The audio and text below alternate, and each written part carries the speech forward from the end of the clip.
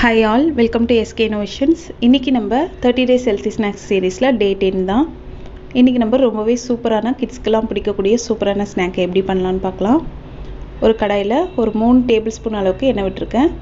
6 பச்சை மிளகாய், ஒரு துண்டு இஞ்சி, ஒரு 5 பல் பூண்டு இதெல்லாம் போட்டு, இது கூடவே ஒரு பெரிய சைஸ் வெங்காயம், 3 பெரிய சைஸ் தக்காளி, தேவையான அளவுக்கு உப்பு போட்டு இது எல்லாமே நல்லா வதங்கி வர அளவுக்கு வதக்கி விட்டுக்கிறேன்.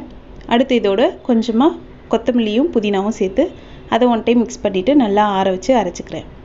அடுத்து அதே கடாயில் 2 டேபிள் ஸ்பூன் அளவுக்கு எண்ணெய், அதில் 1 டீஸ்பூன் அளவுக்கு கரம் மசாலா தூள் நல்லா மிக்ஸ் பண்ணி விட்டுட்ட பிறகு இதோட 1 டேபிள் ஸ்பூன் அளவுக்கு கடலை மாவை தண்ணியில் கட்டிகள் இல்லாத மாதிரி கரைச்சி அதை சேர்த்துக்கிறேன். இது இந்த கிரேவிக்கு ஒரு நல்ல திக்னஸ் கொடுக்கும். இதோட பச்சை வாடை போகிற அளவுக்கு நல்லா கட்டியாகிற அளவுக்கு நம்ம மிக்ஸ் பண்ணி விட்டுக்கலாம். அடுத்து நம்ம இதோட ஏற்கனவே அரைச்சி வச்சுருக்கக்கூடிய வெங்காய தக்காளி பேஸ்ட்டை சேர்த்து தேவையான அளவுக்கு தண்ணி சேர்த்து மஞ்சத்தூள் போட்டு நல்லா கலந்து விட்டுக்கலாம். இந்த டைமில் நீங்கள் உப்பு செக் பண்ணிக்கோங்க. இப்போ இது நல்லா கொதித்து வரும்போது வேக வச்ச பட்டாணியை சேர்த்துக்கிறேன்.